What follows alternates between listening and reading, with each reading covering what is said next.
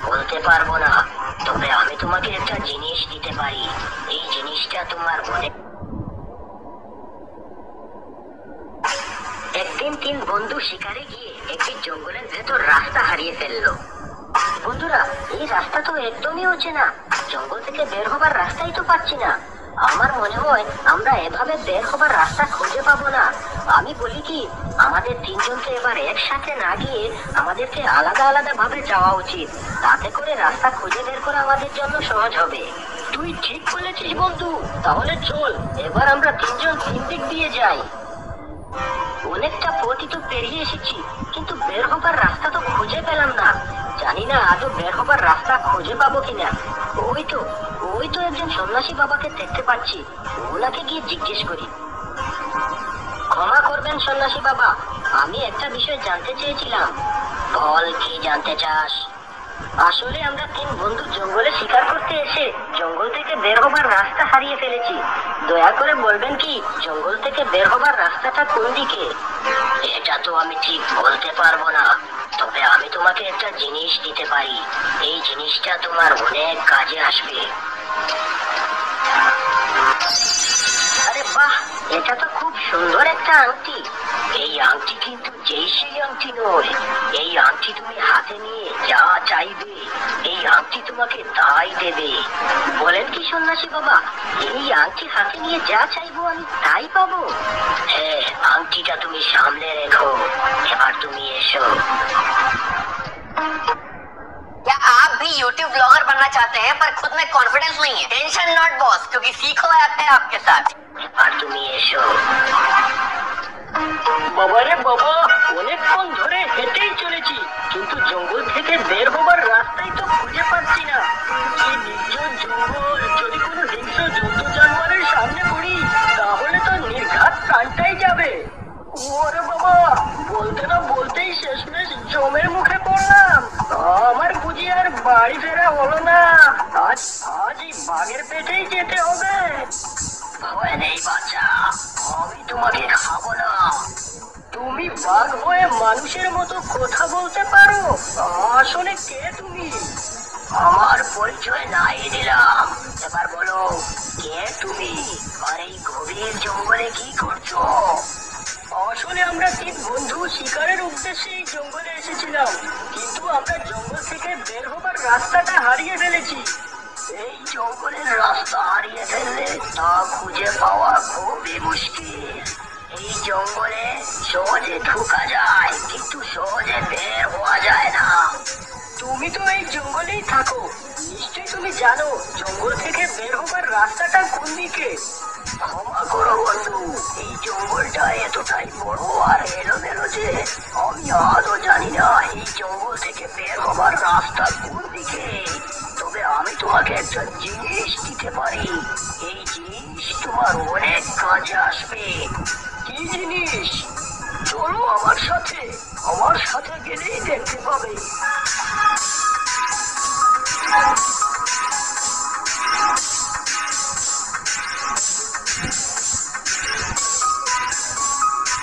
দেখো বন্ধু, ওই জিনিসটা আমি তোমায় দিতে চাই। এটা তো একটা পাত্র, এটা নিয়ে আমি কি করব? বন্ধু, এটাকে তুমি সাধারণ কোনো পাত্র ভেবো না, এটা হলো জাদু পাত্র। যখনই তোমার টাকার প্রয়োজন হবে এই পাত্র তোমাকে টাকা দেবে। পাত্রটা তুমি নিয়ে যাও। ধন্যবাদ বন্ধু, তোমাকে অনেক ধন্যবাদ। যদি এই জঙ্গল থেকে বের হতে পারি তাহলে এই পাত্র সত্যি সত্যি আমার অনেক কাজে আসবে।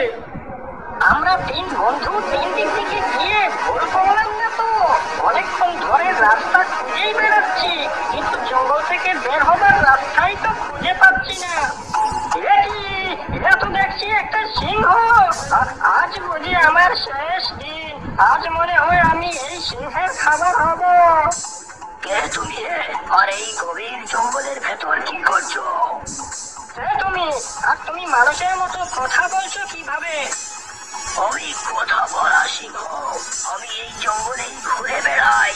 এবার তোমার কথা বলো, তুমি এই জঙ্গলে কেন এসেছো?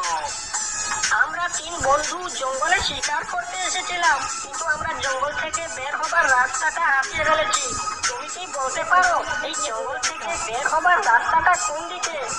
না, তা তো বলতে পারবো না। তবে তবে তোমায় আমি একটা জিনিস দিতে পারি। কি জিনিস? তুমি চলো আমার সাথে, তারপর দেখতে পাবে। এটা তো মনে হচ্ছে একটা ডিম। এটা একটা ডিম, তবে এই ডিম কোনো সাধারণ ডিম নয়। তুমি যদি কখনো কোনো বিপদে পড়ো, তাহলে এই ডিমটা হাতে নিয়ে সামনে ধরে রেখো, তাহলেই তুমি এই ডিমের ক্ষমতা দেখতে পাবে। তোমাকে অনেক ধন্যবাদ বন্ধু, এবার তাহলে আমি আসি। এসো, তবে ডিমটাকে সাবধানে সামলে রেখো। এবার বন্ধুদেরকে খুঁজে বের করতে হবে। জঙ্গল থেকে বের হবার রাস্তা তো খুঁজে পেলাম না, এবার বন্ধুদেরকে খুঁজে পেলেই হয়। এই এই কে রে তুই?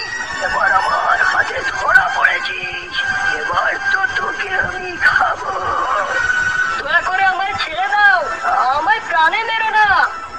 আমি এত সহজে কাউকে মারি না। তোকে আমি একটা সুযোগ দেব। আমি তোকে 3টি প্রশ্ন করব। যদি 3টি উত্তর দিতে পারিস, তবেই আমি তোকে ছেড়ে দেব, নইলে তোকে গিলে খাবো। না না, ঠিক আছে, আমি তোমার কথায় রাজি।